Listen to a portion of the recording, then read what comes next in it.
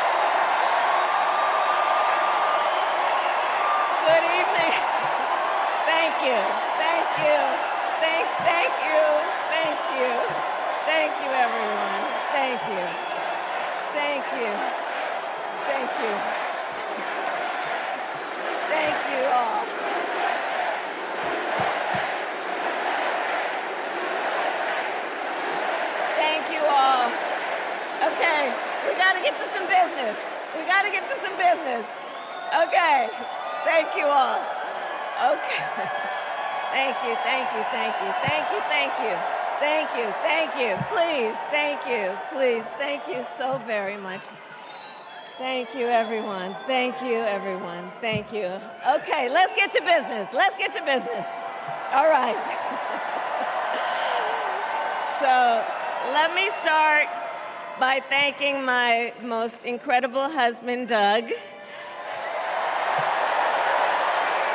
for being an incredible partner to me, an incredible father to Cole and Ella. And happy anniversary, Dougie. I love you so very much. To our President, Joe Biden.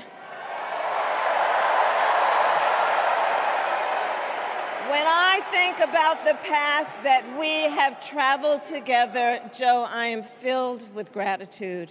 Your record is extraordinary, as history will show, and your character is inspiring. And Doug and I love you and Jill and are forever thankful to you both.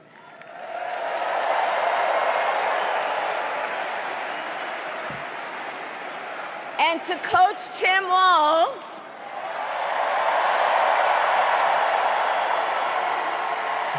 you are going to be an incredible vice president. And to the delegates and everyone who has put your faith in our campaign, your support is humbling. So, America, the path that led me here in recent weeks was no doubt unexpected. But I'm no stranger to unlikely journeys. So, my mother, our mother, Kamala Harris, had one of her own. And I miss her every day, and especially right now. And I know she's looking down smiling. I know that. So my mother was 19 when she crossed the world alone, traveling from India to California with an unshakable dream to be the scientist who would cure breast cancer. When she finished school, she was supposed to return home to a traditional arranged marriage. But as fate would have it, she met my father, Donald Harris, a student from Jamaica. They fell in love and got married, and that act of self-determination made my sister Maya and me. Growing up, we moved a lot. I will always remember that big Mayflower truck packed with all our belongings, ready to go to Illinois, to Wisconsin, and wherever our parents' jobs took us. My early memories of our parents together are very joyful ones. A home filled with laughter and music, Aretha, Coltrane, and Miles. At the park, my mother would say, "Stay close." But my father would say, as he smiled, "Run, Kamala, run. Don't be afraid. Don't let anything stop you."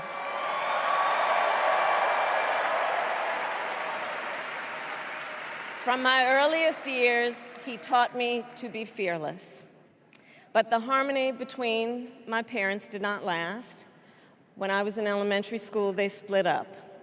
And it was mostly my mother who raised us. Before she could finally afford to buy a home, she rented a small apartment in the East Bay. In the Bay, you either live in the hills or the flatlands. We lived in the flats. A beautiful working-class neighborhood of firefighters, nurses, and construction workers, all who tended their lawns with pride. My mother, she worked long hours, and like many working parents, she leaned on a trusted circle to help raise us. Mrs. Shelton, who ran the daycare below us and became a second mother. Uncle Sherman, Aunt Mary, Uncle Freddie, Auntie Chris. None of them family by blood, and all of them family by love.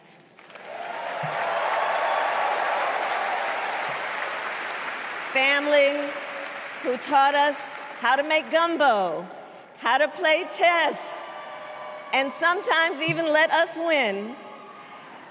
Family who loved us, believed in us, and told us we could be anything and do anything.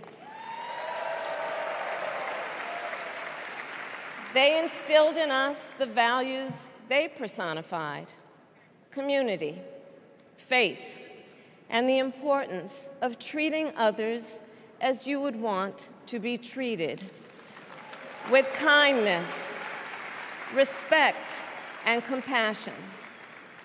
My mother was a brilliant, 5-foot-tall, brown woman with an accent. And as the eldest child, I saw how the world would sometimes treat her. But my mother never lost her cool. She was tough, courageous, a trailblazer in the fight for women's health, and she taught Maya and me a lesson that Michelle mentioned the other night. She taught us to never complain about injustice, but do something about it. Do something about it. That was my mother.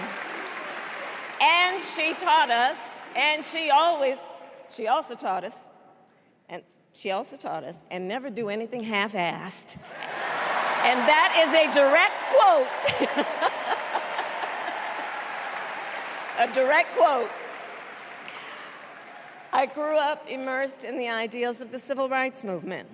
My parents had met at a civil rights gathering, and they made sure that we learned about civil rights leaders, including the lawyers like Thurgood Marshall and Constance Baker Motley, those who battled in the courtroom to make real the promise of America.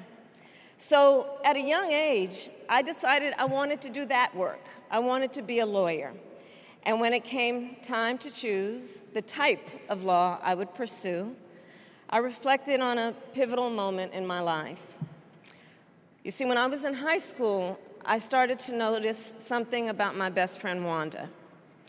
She was sad at school, and there were times she didn't want to go home.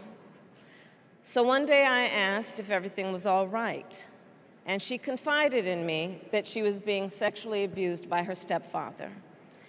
And I immediately told her she had to come stay with us, and she did. This is one of the reasons I became a prosecutor, to protect people like Wanda, because I believe everyone has a right to safety, to dignity, and to justice.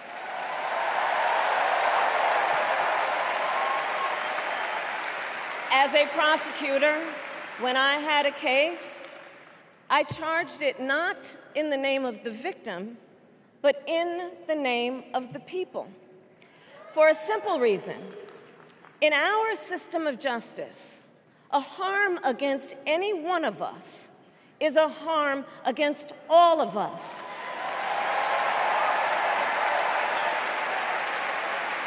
And I would often explain this to console survivors of crime, to remind them no one should be made to fight alone. We are all in this together. And every day in the courtroom, I stood proudly before a judge and I said 5 words: Kamala Harris for the people.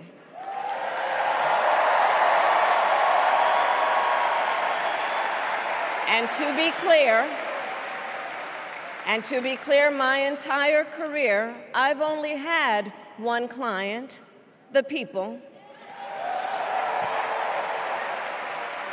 And so, on behalf of the people, on behalf of every American, regardless of party, race, gender, or the language your grandmother speaks, on behalf of my mother and everyone who has ever set out on their own unlikely journey, on behalf of Americans like the people I grew up with, people who work hard, chase their dreams, and look out for one another, on behalf of everyone whose story could only be written in the greatest nation on earth, I accept your nomination to be President of the United States of America.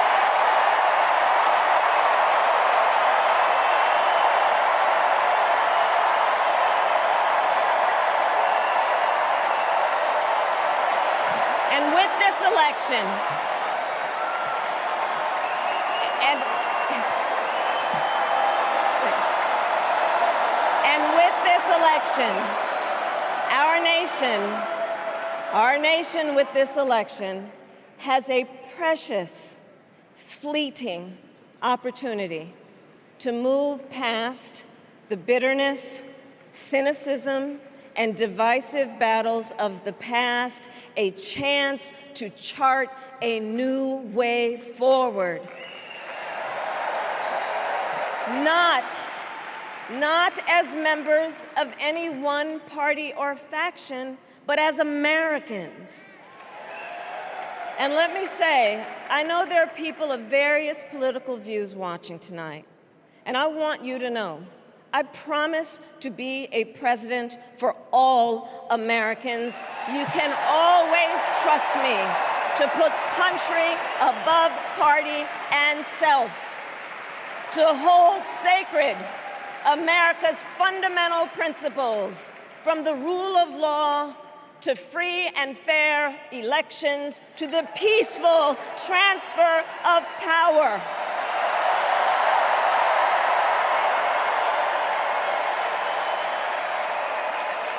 I will be a president who unites us around our highest aspirations, a president who leads and listens, who is realistic, practical, and has common sense, and always fights for the American people. From the courthouse to the White House, that has been my life's work. As a young courtroom prosecutor in Oakland, California, I stood up for women and children against predators who abuse them. As Attorney General of California, I took on the big banks, delivered $20 billion for middle-class families who faced foreclosure, and helped pass a homeowner Bill of Rights, one of the first of its kind in the nation. I stood up for veterans and students being scammed by big for-profit colleges, for workers who are being cheated out of their wages, the wages they were due, for seniors facing elder abuse. I fought against the cartels who traffic in guns and drugs and human beings, who threaten the security of our border and the safety of our communities. And I will tell you, these fights were not easy, and neither were the elections that put me in those offices. We were underestimated at practically every turn, but we never gave up, because the future is always worth fighting for. And that's the fight we are in right now, a fight for America's future.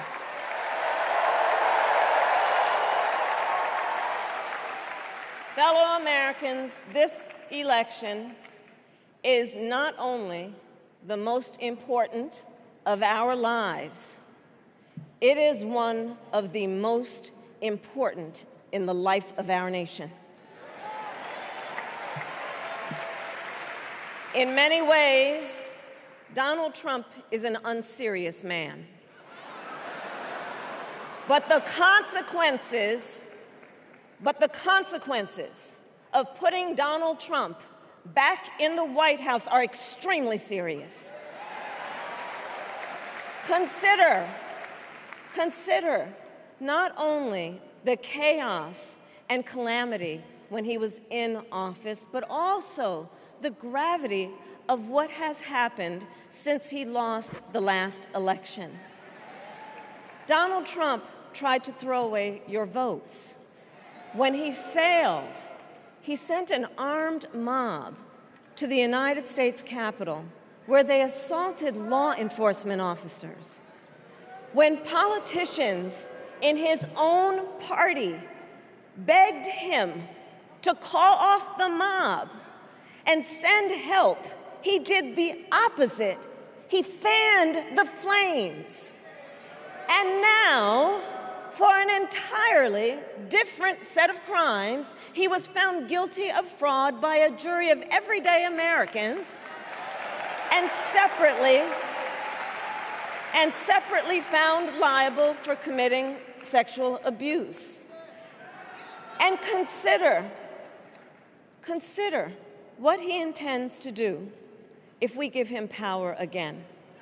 Consider his explicit intent to set free violent extremists who assaulted those law enforcement officers at the Capitol. His explicit intent to jail journalists, political opponents, and anyone he sees as the enemy. His explicit intent to deploy our active duty military against our own citizens. Consider the power he will have, especially after the United States Supreme Court just ruled that he would be immune from criminal prosecution. Just imagine Donald Trump with no guardrails,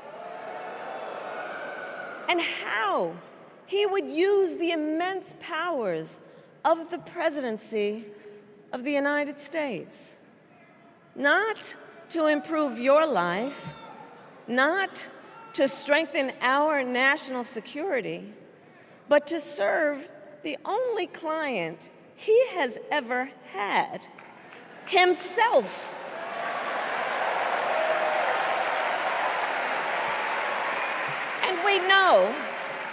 And we know what a second Trump term would look like. It's all laid out in Project 2025, written by his closest advisors, and its sum total is to pull our country back to the past. But America, we are not going back. We are not going back. We are not going back. We are not going back to when Donald Trump tried to cut Social Security and Medicare. We are not going back to when he tried to get rid of the Affordable Care Act, when insurance companies could deny people with pre-existing conditions. We are not going to let him eliminate the Department of Education that funds our public schools. We are not going to let him end programs like Head Start that provide preschool and childcare for our children. America, we are not going back.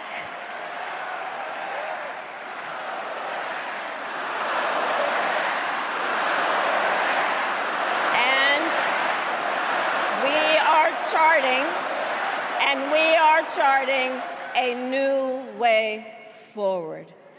Forward to a future with a strong and growing middle class, because we know a strong middle class has always been critical to America's success. And building that middle class will be a defining goal of my presidency.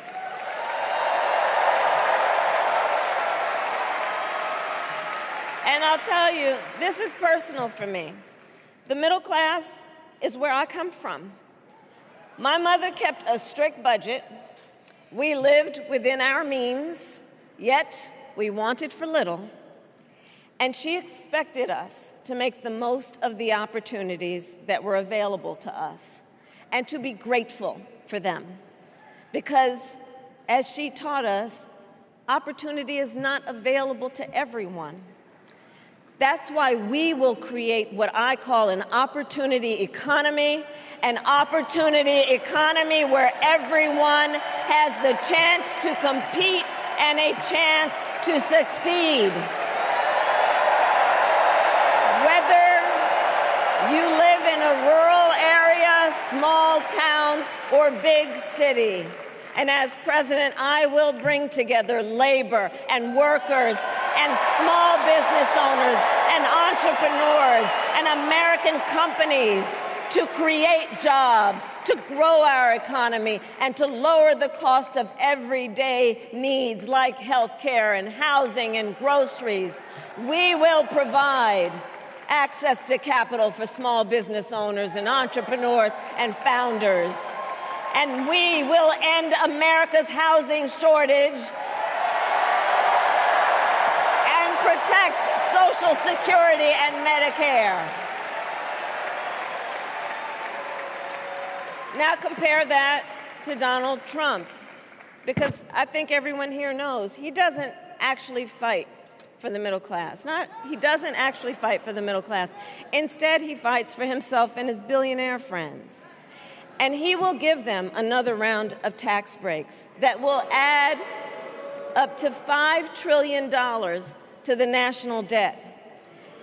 And all the while, he intends to enact what in effect is a national sales tax, call it a Trump tax, that would raise prices on middle-class families by almost $4,000 a year. Well, instead of a Trump tax hike, we will pass a middle-class tax cut that will benefit more than 100 million Americans.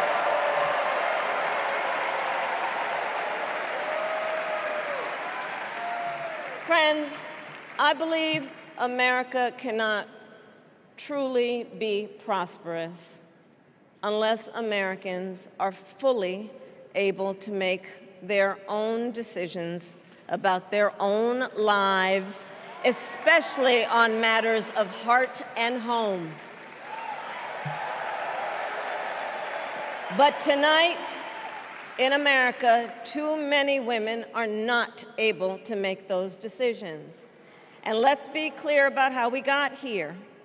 Donald Trump handpicked members of the United States Supreme Court to take away reproductive freedom. And now he brags about it. In his words, quote, "I did it and I'm proud to have done it," end quote. Well, I'll tell you, over the past 2 years, I've traveled across our country, and women have told me their stories. Husbands and fathers have shared theirs. Stories of women miscarrying in a parking lot, developing sepsis, losing the ability to ever again have children, all because doctors are afraid they may go to jail for caring for their patients. Couples just trying to grow their family, cut off in the middle of IVF treatments. Children who have survived sexual assault, potentially being forced to carry a pregnancy to term. This is what's happening in our country because of Donald Trump. And understand, he is not done. As a part of his agenda, he and his allies would limit access to birth control, ban medication abortion, and enact a nationwide abortion ban with or without Congress. And get this, he plans to create a national anti-abortion coordinator and force states to report on women's miscarriages and abortions. Simply put, they are out of their minds.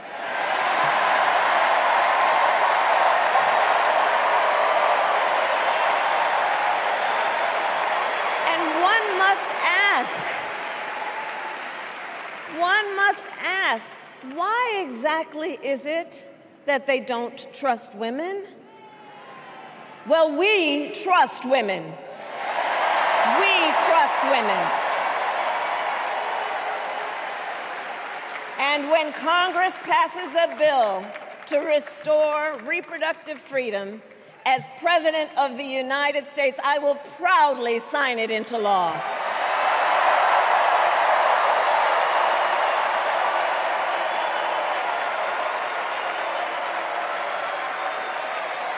In this election, many other fundamental freedoms are at stake. The freedom to live safe from gun violence in our schools, communities, and places of worship. The freedom to love who you love openly and with pride. The freedom to breathe clean air and drink clean water and live free from the pollution that fuels the climate crisis. And the freedom that unlocks all the others, the freedom to vote. With this election, we finally have the opportunity to pass the John Lewis Voting Rights Act and the Freedom to Vote Act.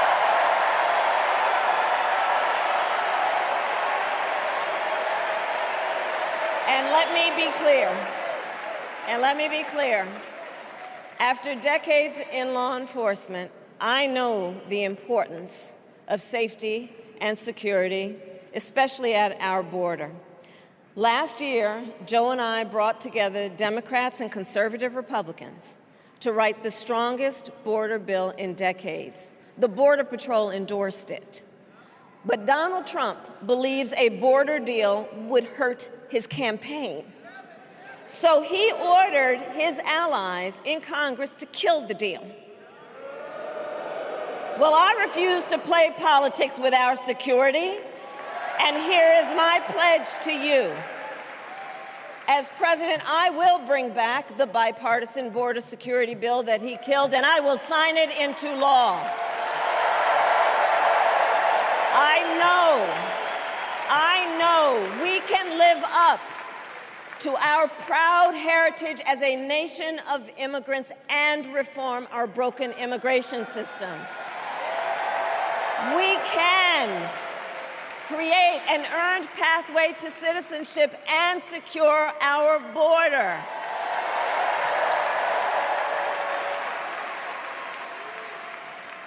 And America, we must also be steadfast in advancing our security and values abroad.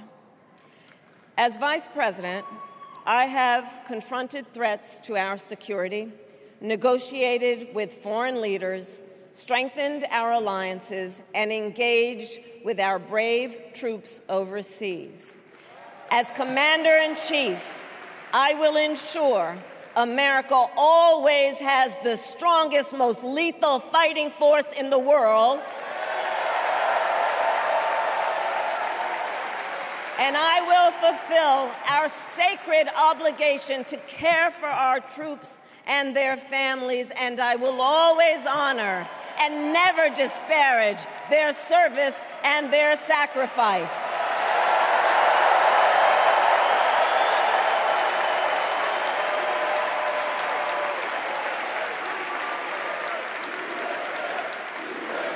I will make sure that we lead the world into the future on space and artificial intelligence, that America, not China, wins the competition for the 21st century, and that we strengthen, not abdicate, our global leadership.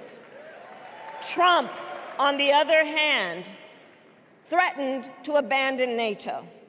He encouraged Putin to invade our allies, said Russia could, quote, do whatever the hell they want.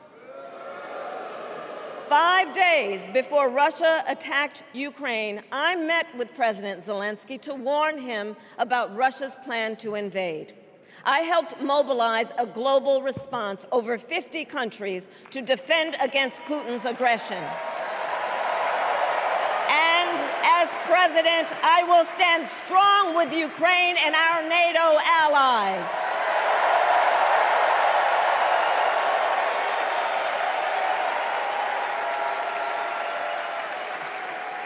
With respect to the war in Gaza, President Biden and I are working around the clock, because now is the time to get a hostage deal and a ceasefire deal done.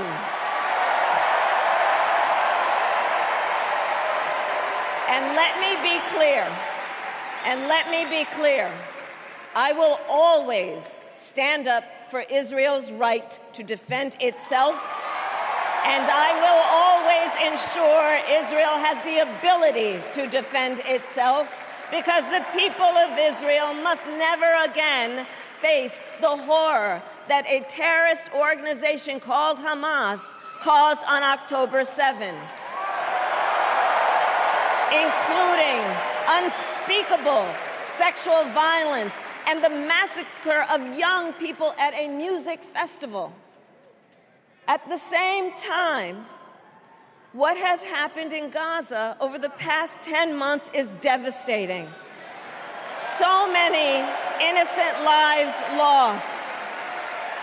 Desperate, hungry people fleeing for safety over and over again. The scale of suffering is heartbreaking. President Biden and I are working to end this war, such that Israel is secure, the hostages are released, the suffering in Gaza ends, and the Palestinian people can realize their right to dignity, security, freedom, and self-determination.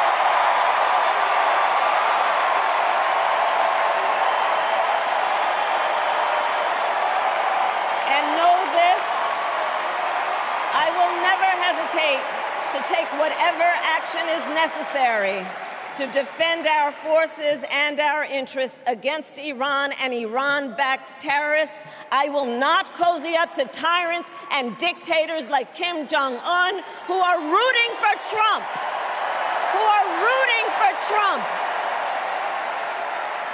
Because, they know he is easy to manipulate with flattery and favors. They know Trump won't hold autocrats accountable because he wants to be an autocrat himself. And as president, I will never waver in defense of America's security and ideals, because in the enduring struggle between democracy and tyranny, I know where I stand, and I know where the United States belongs.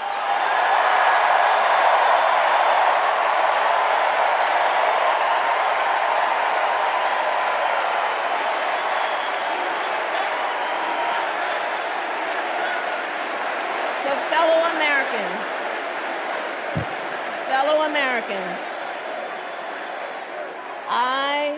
I love our country with all my heart.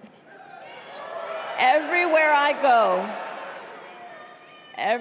go, in everyone I meet, I see a nation that is ready to move forward, ready for the next step in the incredible journey that is America.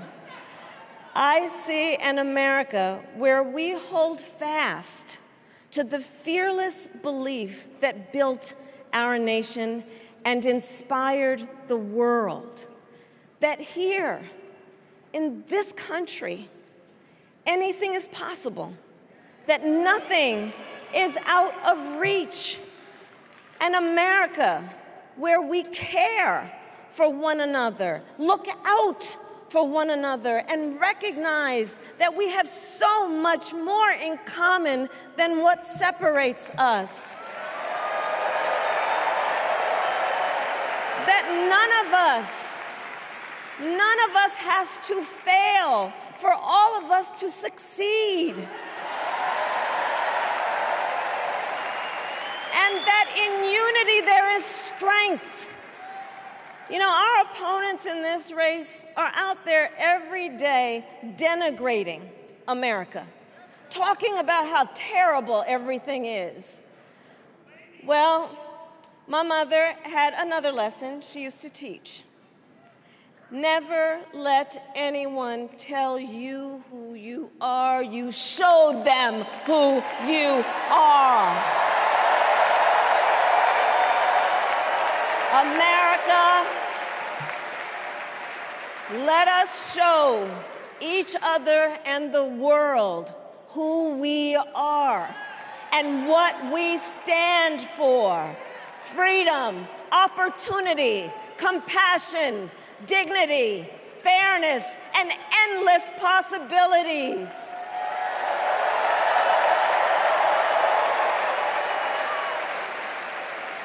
We are the heirs to the greatest democracy in the history of the world. And on behalf of our children and our grandchildren and all those who sacrificed so dearly for our freedom and liberty, we must be worthy of this moment. It is now our turn to do what generations before us have done, guided by optimism and faith, to fight for this country we love, to fight for the ideals we cherish, and to uphold the awesome responsibility that comes with the greatest privilege on earth, the privilege and pride of being an American.